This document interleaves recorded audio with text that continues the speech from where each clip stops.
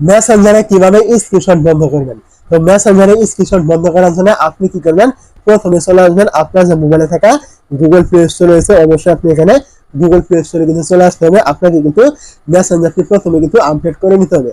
যদি আপডেট না করেন তাহলে কিন্তু আপনি এই অপশনগুলোর নাম কিন্তু পেতে পারেন। তো সবার আগে আপনি চলে আসবেন প্লে স্টোরে। প্লে স্টোরে আসার পর আপনি এখান থেকে মেসেঞ্জার লিখে সার্চ করে দিবেন। মেসেঞ্জার লিখে সার্চ করে দেওয়ার পরে এখান থেকে কি করবেন, মেসেঞ্জারটি চলে আসবে এবং এখানে যদি কোনো রকম আপডেট চাই অবশ্যই আপনি এখান থেকে আপডেটটি করে নেবেন। যদি চাই আপডেট করে নেবেন, না চাইলে আপনি কি করবেন, এখান থেকে মেসেঞ্জারটি ওপেন করে নেবেন। মেসেঞ্জারটি এখান থেকে ওপেন করে নেওয়ার পরে এখান থেকে কি করবেন, আপনার মেসেঞ্জারটি কিন্তু এখান থেকে চলে আসবে। মেসেঞ্জারটি চলে আসার পর আপনি এখান থেকে দেখতে পাবেন এই যে উপরে একটি থ্রি ডট থাকবে, অথবা এখানে ছোট্ট করে কিন্তু প্রোফাইল আইকনের মতো অনেকে কিন্তু থাকতে পারে, যাই থাকুক থ্রি ডট অথবা ছোট্ট প্রোফাইল আইকন আপনি কি করবেন, এইখানে একটি ক্লিক করবেন। এই জায়গায় ক্লিক করে দেওয়ার পরে এখানে দেখতে পাচ্ছেন আপনার সামনে কিন্তু এরকম উপরে কর্নারে কিন্তু একটি আপনার এই যে সেটিং আইকন কিন্তু থাকবে। আপনি কি করবেন, এই সেটিং আইকনে একটু ক্লিক করবেন। সেটিং আইকনে ক্লিক করে দেওয়ার পর এখান থেকে দেখতে পাবেন আপনার সামনে এরকম একটা ইনফরমেশন হবে। এখন আপনি কি করবেন, এখান থেকে স্ক্রল করে নিচে চলে আসবেন। নিচে আসার পর আপনি কি করবেন, এখানে দেখতে পাবেন একটি অপশন রয়েছে আপনার সামনে, এই যে প্রাইভেসি এন্ড সেফটি। তো আপনি কি করবেন, এইখানে একটু ক্লিক করবেন। এই জায়গায় ক্লিক করে দেওয়ার পর এখানে দেখতে পাবেন আপনার সামনে এরকম অনেকগুলো অপশন শো করবে। এখান থেকে আপনি দেখতে পাবেন এই যে সেভ ব্রাউজিং, মানে এরকম একটা ওয়েবসাইট অপশন কিন্তু এখানে শো করবে। তো আপনি কি করবেন, এই অপশনে একটু ক্লিক করবেন।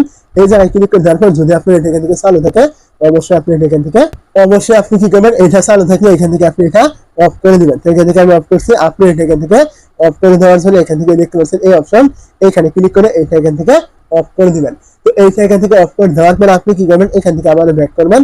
ব্যাক করে দেওয়ার পরে এখান থেকে দেখতে পাবেন তার উপরে আরেকটি অপশন শো করছে, এই যে আপনার এরকম।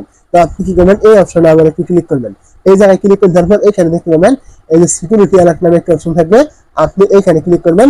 এই জায়গায় ক্লিক করে দেওয়ার পর এখানে দেখতে পাচ্ছেন, এই জায়গায় ক্লিক করে দেওয়ার পর এখানে দেখতে পাচ্ছেন আপনার সামনে এই যে ম্যানেজ সিকিউরিটি অ্যালার্ট নামে একটা অপশন থাকবে, আপনি এখানে একটু ক্লিক করবেন।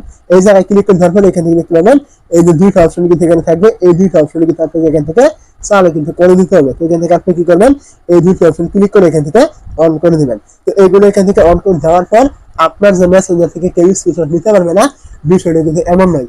মেসেঞ্জার থেকে কিন্তু কোনো অফিসিয়াল ভাবে কিন্তু স্ক্রিনশট নেওয়ার জন্য কিন্তু কোনো রকম অপশন কিন্তু আপনাকে দেওয়া হয়নি, বা স্ক্রিনশট বন্ধ করে দেওয়ার জন্য কিন্তু কোনো রকম অপশন কিন্তু মেসেঞ্জারে কিন্তু দেওয়া হয়নি ফেসবুক থেকে। তো এখন আপনি এই যে কিছু সেটিং রয়েছে এগুলো করার মাধ্যমে সিকিউরিটিটা বেড়ে যায়, যার ফলে অনেকের মোবাইল থেকে কিন্তু স্ক্রিনশট কিন্তু নেওয়া যায় না, এমন কিন্তু হয়েছে। আপনি এগুলো করলে হতেও পারে, আবার কি নাও কিন্তু হতে পারে, এটা কিন্তু আমি বলে দিলাম। অবশ্যই ভিডিওটি কাজ না হলে কিন্তু ভিডিওতে আজে বাজে কমেন্ট করে থেকে সকলে কিন্তু বিরত থাকবেন। আর ভিডিওটি যদি আপনি সম্পূর্ণ দেখেন তাহলে কিন্তু এই কথাগুলো আপনি অবশ্যই শুনতে পারবেন। না জেনে কেউ ভিডিওতে বাজে মন্তব্য করার চেষ্টা করবেন না। ধন্যবাদ, সবাই ভালো থাকবেন।